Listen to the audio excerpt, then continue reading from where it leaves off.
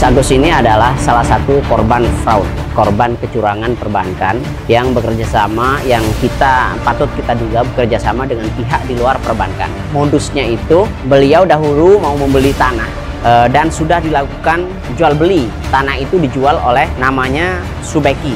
Kemudian pembelinya adalah Mas Agus ini. Jual beli itu dilakukan di hadapan notaris, nama notarisnya Ahmad Faizal Rizani. Lalu dilakukanlah akad. Tugas Mas Agus yang penting atas nama dia, dan dia mau menandatangani berkas-berkas. Setelah ditandatangani berkas, ternyata agunan yang harganya 309 juta itu, Pak Subeki ini ternyata mampu untuk mendorong agar perbankan itu mengeluarkan uang sebesar 2.500.000. Yang menurut Mas Agus, 2.500.000 itu masuk ke rekening dia. Tetapi tidak berselang beberapa menit kemudian, duit itu didebet secara otomatis, terkirim dari rekening Mas Agus ini ke rekeningnya Subeki. Intinya yang diharapkan hanya dia butuh modal 1 miliar. Itu poinnya diiming-imingi oleh Subeki. Akhirnya dia mau keluar duit. Setelah dia keluar duit, yang harus menanggungkan dia menanggung pembayaran setiap bulan sebesar 38 juta lebih, tetapi duitnya dinikmati oleh pihak lain. Dan ini salah satu langkah awal yang kami lakukan agar ini terpublis supaya tidak ada korban-korban lain selain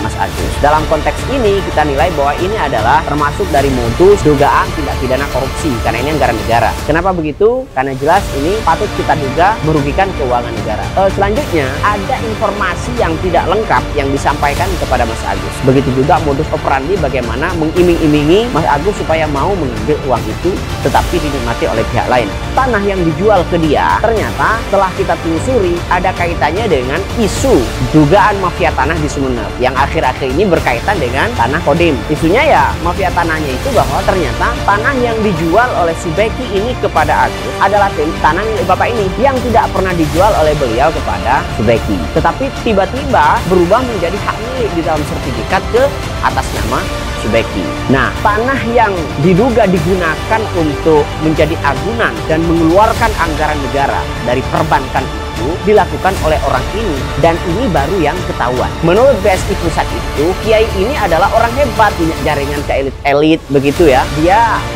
karena kehebatannya itu bisa untuk mampu untuk melakukan negosiasi ke pihak perbankan supaya kalau ada orang mau beli tanah misalnya begitu atau properti begitu, yang bayar beliau katanya, yang atasi adalah Pak Subeki ini begitu, meskipun yang butuh pihak lain. Nah, berapa miliar itu disebutkan di sini sekitar 60 miliaran lah ya, 60 miliaran katanya masih bermasalah begitu ya. Artinya kalau sekitar 60 miliar kan berarti bukan hanya Mas Agus. Nah, kira-kira yang dirugikan siapa? Kan jelas perbankan, negara yang dirugikan. Nah, oleh karena itu kita bisa menduga bahwa itu patut kita duga sebagai dugaan tindak pidana korupsi.